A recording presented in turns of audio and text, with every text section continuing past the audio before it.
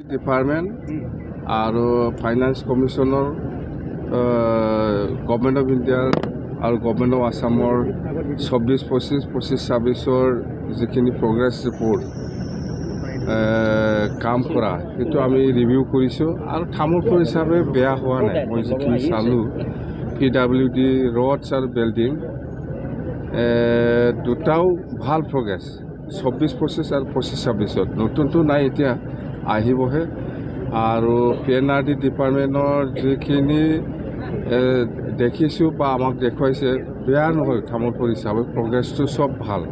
আৰু ফাইনেন্স কমিশ্যনৰ ঠাইত হওক আন ঠাইত হওক যিখিনি কাম চলি আছে ভালে, তামোলপুৰ হিচাপে বেয়া নহয়, খুব ভাল প্ৰগ্ৰেছ। আৰু আমি আকৌ কৈছে আপোনালোকে আজি যিখিনি ৰিপৰ্ট দিলে আমাক সেইটো আকৌ আমি ছেপ্টেম্বৰ চেষ্টা কৰিম মই আকৌ ৰিভিউ কৰিবৰ কাৰণে। যিখিনি আদৰা আৰু কিছু প্ৰগ্ৰেছ বাকী আছে সেইটো ছেপ্টেম্বৰ বা অক্টোবৰৰ ভিতৰত শেষ কৰিব পাৰিবতো।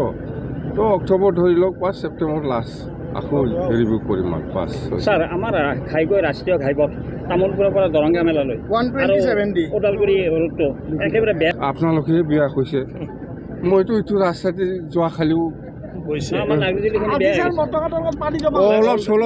অলপ চলপটো থাকে।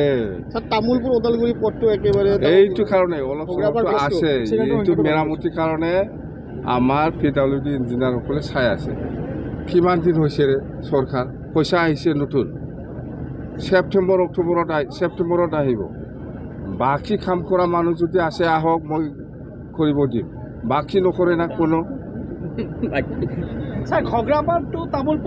এইটো যদি কোনোবা বাকী কৰা কণ্ট্ৰেক্টাৰ আছে আহক, মই কৰিব দিম। এতিয়া নতুন ফাইনেন্সিয়েল ইয়াৰ এই যে আমি নতুন চৰকাৰ এইবাৰ জুলাইত বাজেটহে হ'ব না, জুলাইত বাজেটহে হ'ব। তামোলপুৰৰ কাৰণে বিশেষ পেকেজ হ'ব নেকি ছাৰ ৰাস্তা ঘাট নিৰ্মাণৰ ক্ষেত্ৰত? কি পেকেজ? বিশেষ ৰাস্তা কৈছোঁ মই পেকেজ এনাউন্স কৰিব পাৰে, একো ডাঙৰ কথা নহয়, কৰিম মই। কিন্তু এতিয়া পইচা নাই, খালী হাত। এইবাৰ জুলাইত বাজেট হ'ব, ইয়াৰ পিছত দেখা যাব। কিন্তু বাকী কৰা মানুহ যদি আছে আহক, মই কৰাই দিম, অৰ্ডাৰ দিম মই। এই আপুনি এইটোৱে সুধি থাকে।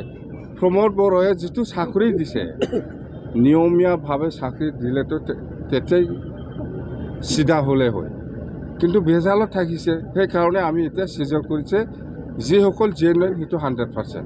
ছাৰ, BDC উচ্ছেদ হ'ব নেকি? এইটো উচ্ছেদ কিহৰ উচ্ছেদ দেখিছে আপুনি? উচ্ছেদৰ কথা এটা চলি আছে যে এইটো উচ্ছেদ কয়। আমি ইয়াৰ পৰা ইয়াত চিফ্ট কৰিব বিচাৰিছোঁ, এইটোহে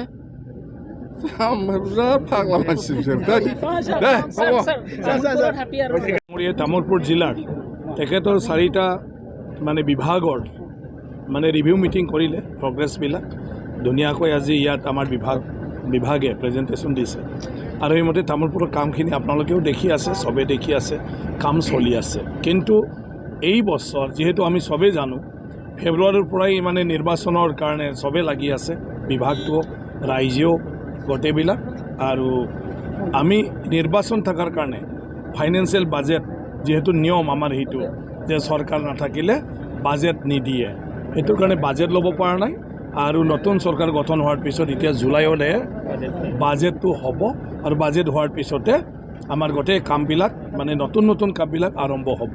আৰু শিৱ ডাঙৰীয়া কোৱাৰ নিচিনাকৈ আজিকালি নিয়মটো বহুত ষ্ট্ৰিক্ট হৈ গ'ল, কাকো টেণ্ডাৰ নোহোৱাকৈ এডভান্স এনে কাম দিব নোৱাৰে।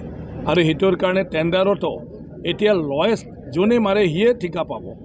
গতিকে কাকবা দায়িত্ব দি দিলে তেওঁ পিছত কি কয় কামটো পাব নোৱাৰে, বেলেগে বেছিকৈ কাম কৰিব পাৰক নোৱাৰক, সি কামটো নিজে আদায় কৰিবৰ কাৰণে বেছি লয়েষ্ট মাৰি দি পেলাই আগৰ কাম কৰা মানুহজনক দিগদাৰ দি দিয়ে। সেইকাৰণে আজিকালি এডভান্স কোনেও কাম নকৰে, আৰু কাম কৰিলে গেৰেণ্টি নাথাকে যে সিয়ে কাম পাব।